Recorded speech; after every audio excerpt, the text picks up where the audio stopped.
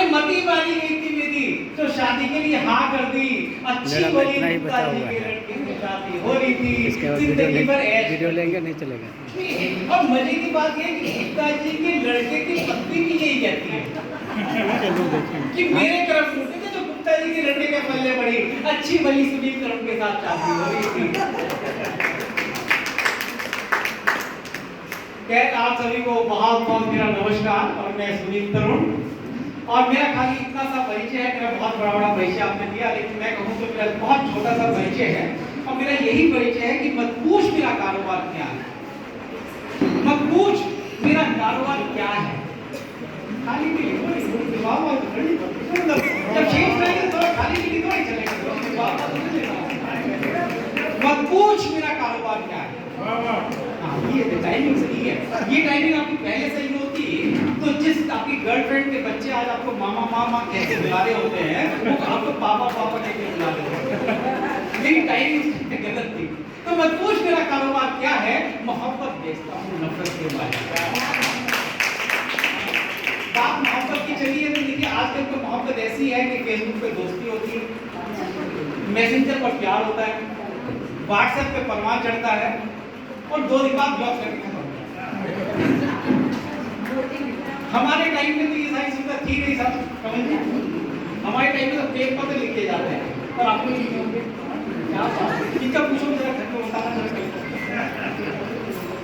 हमारे समय तो पेज पत्र लिखे जाते थे और क्या लिखे जाते थे पेज। खत लिखा है खून से, खत लिखा है खून से स्याही मत समझना, खत लिखा है खून से स्याही मत समझना। अच्छा लिखते तो यही थे कि खत लिखा है खून से स्याही मत समझना, लेकिन सच्चाई कुछ और होती थी। लिखते थे कि खत लिखा है खून से स्याही मत समझना, और सच्चाई ये होती थी ब्लड बैंक से मंगवाया है, अपने से लिखो, इतना ही पागल मत समझना। लेकिन जो प्रेम पत्रों की बात की सीधा अच्छे से पकड़ो, बैठ जाइए सब लोग बैठ जाइए। अभी प्रेम पत्रों की बात कुछ अलग ही होती है। वो घंटों तक बैठ के लिखना, पेपर लेना, कलम लेना, लिखना शुरू किया, मजा नहीं आया, आके फेंका, फिर दूसरा पन्ना लिया, फिर पढ़ा, फिर तीसरा लिया। अब यकीन नहीं करेंगे कि एक प्रेम पत्र को लिखने में आधी नोटबुक और पूरी रात लग जाती है।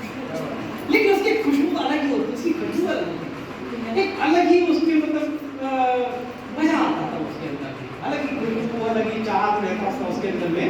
और उदय प्रताप सिंह एक बहुत बड़े कवि हैं, उन्होंने लिखा था कि सब फैसले होते नहीं सिक्का उछाल के। सुना होगा आप लोगों ने कि सब फैसले होते नहीं सिक्का उछाल के, ये दिल के मामले हैं जरा देख भाल के। और इस मोबाइल के दौर के आखिर होते हुआ था, लिखते रखते थे कैसे खत पे कलेजा निकाल के, अलग ही दौर था। और उस समय पे मोबाइल नहीं थे, चैटिंग नहीं थे, कुछ नहीं थी, बात नहीं होती थी, और कॉफी डे वगैरह हुआ नहीं करते थे।